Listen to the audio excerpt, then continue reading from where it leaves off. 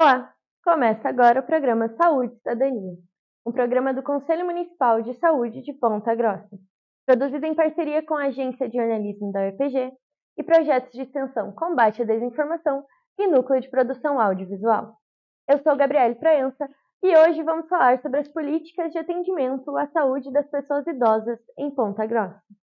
Convidamos para esta edição Adrianes Galdino da Silva Júnior, assistente social e conselheiro titular do Conselho Estadual dos Direitos da Pessoa Idosa no Paraná.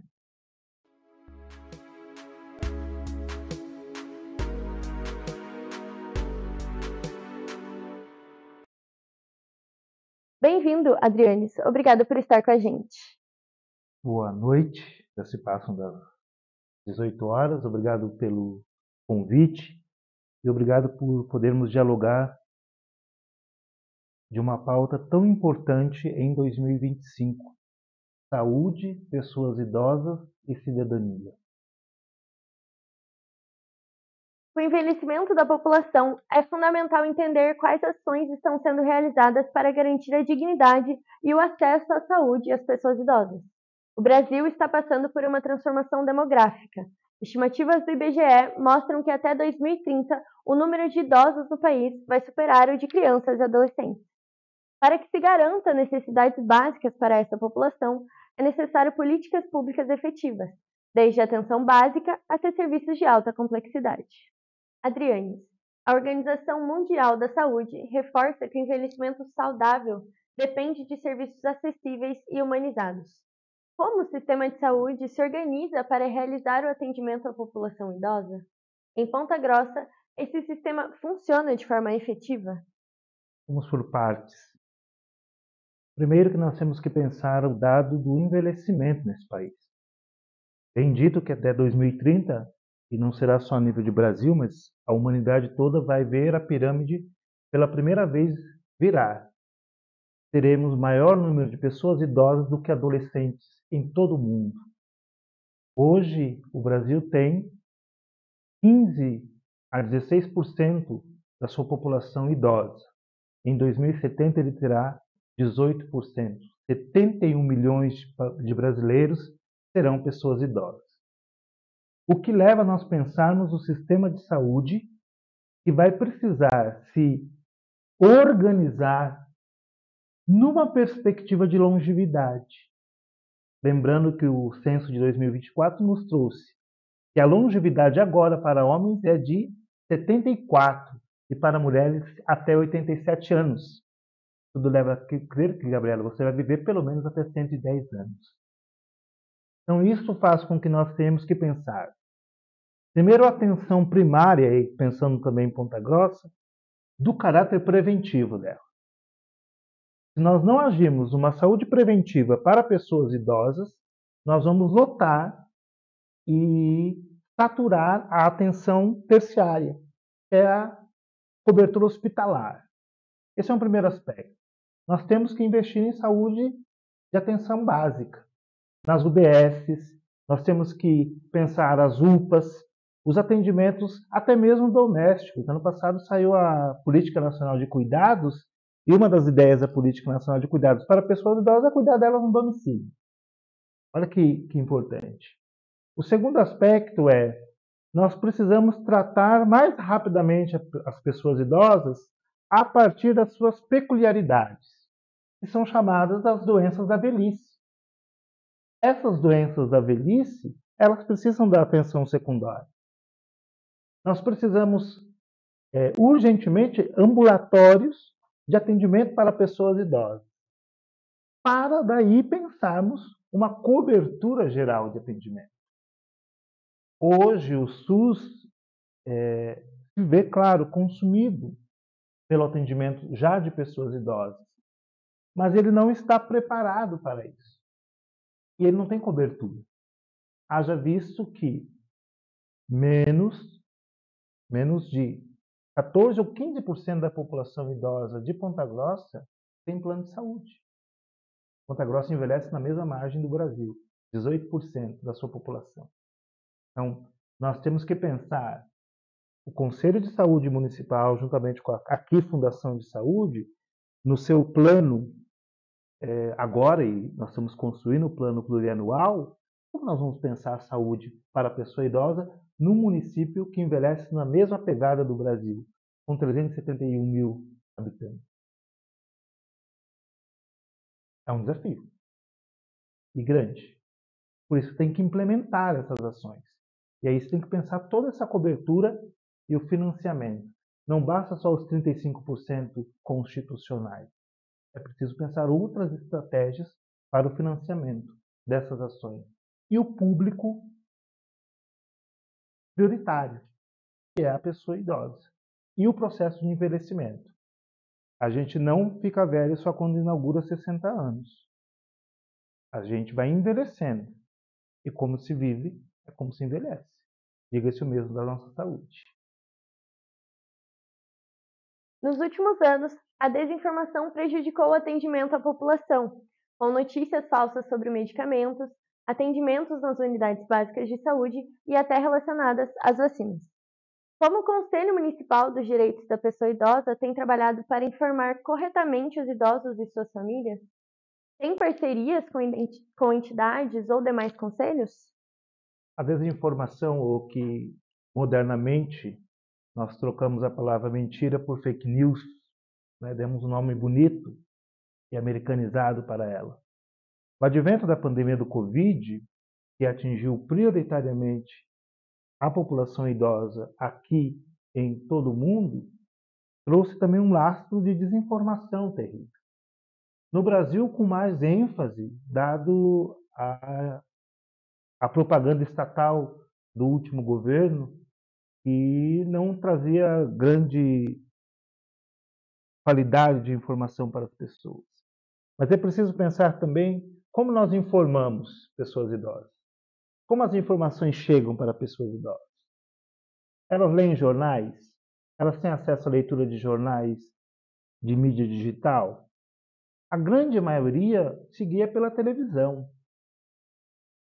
Hoje, claro, você tem um smartphone, a maioria das pessoas idosas já conseguem acessar a internet e outros modos. Mas a grande maioria seguia pela televisão, ou pelo ouvir falar. O ouvir falar.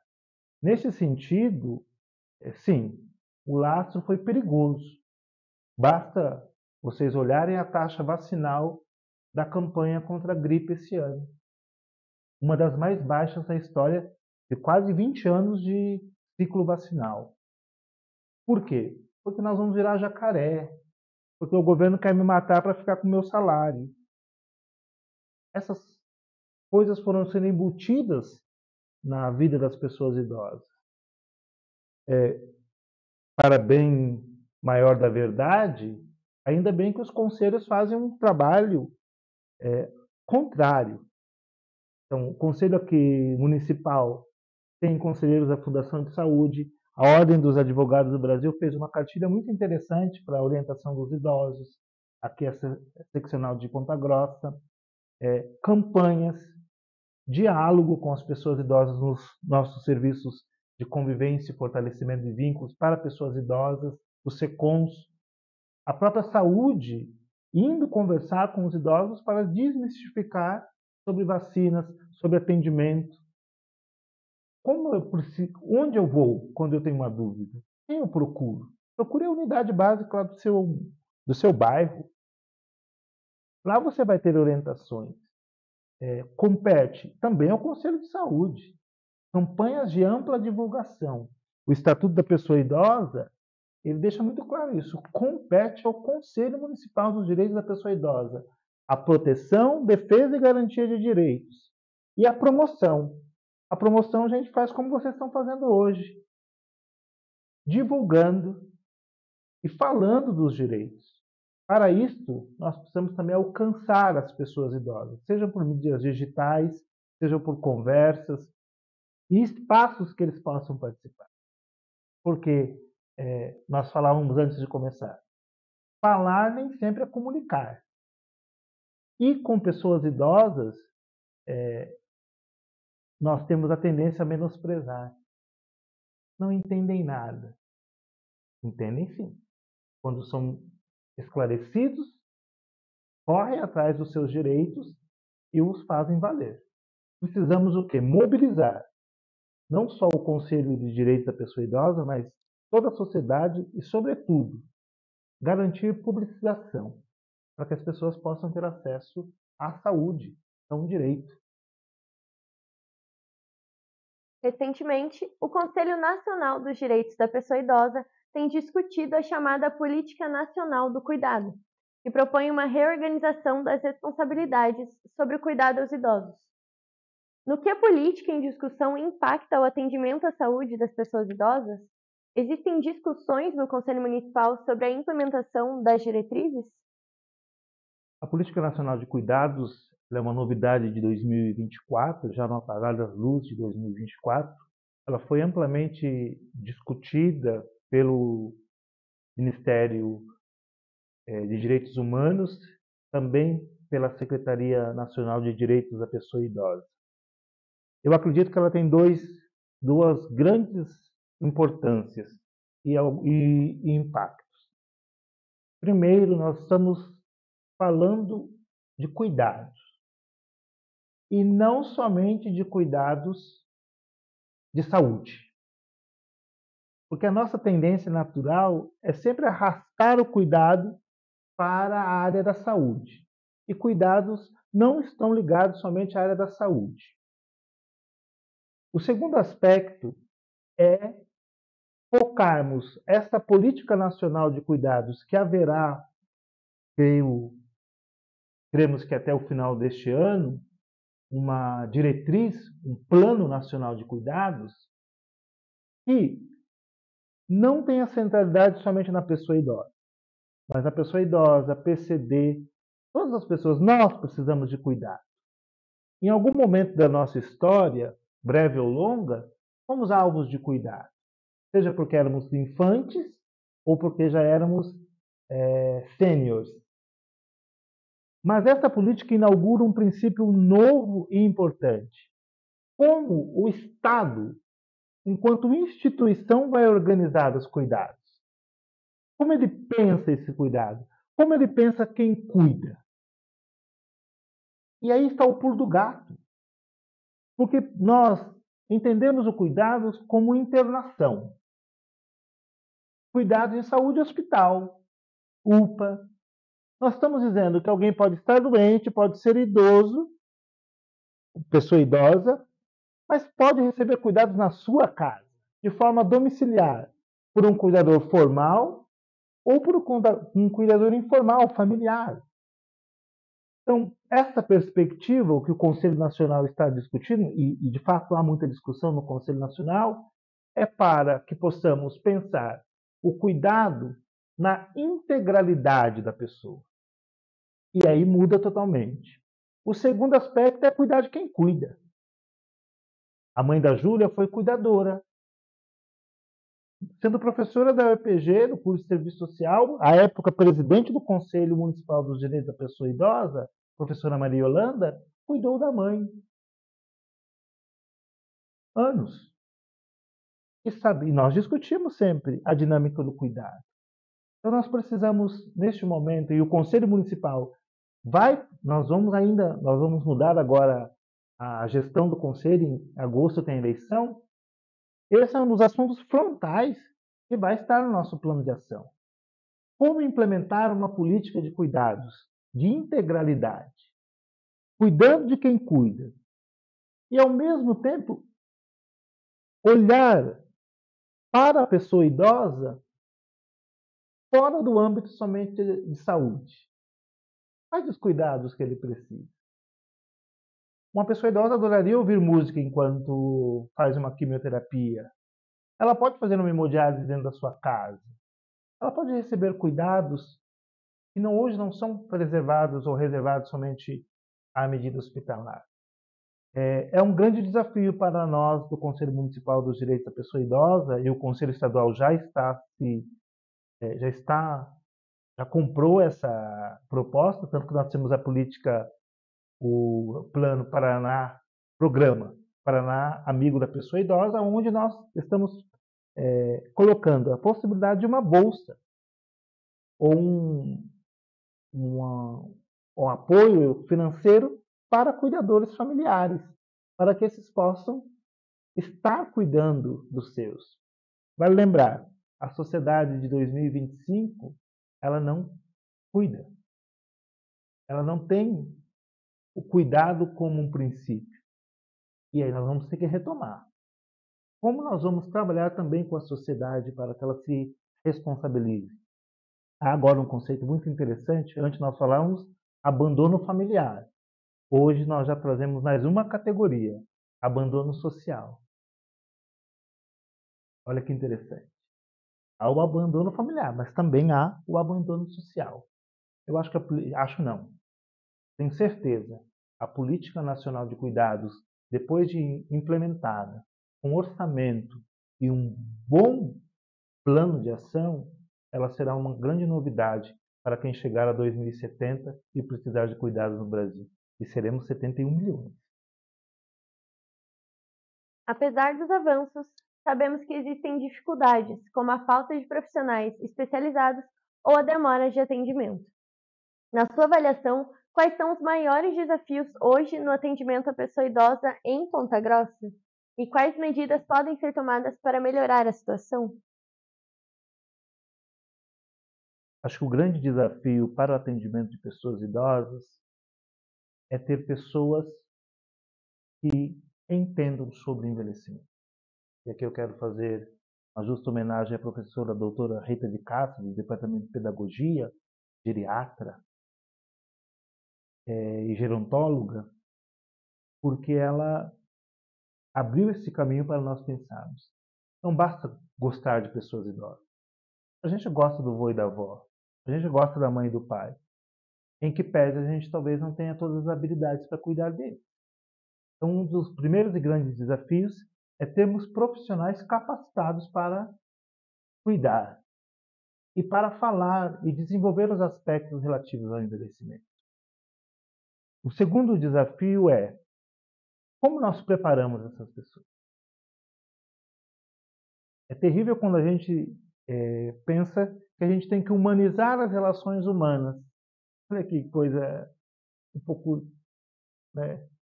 difícil de pensar. Humaniza SUS. Será que a gente precisa humanizar o SUS? É gente lidando com gente.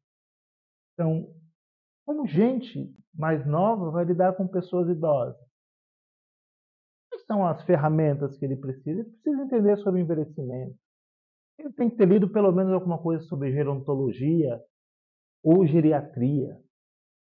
E ele não tem que ter empatia. Ele tem que ter compaixão. Compaixão é muito maior do que empatia.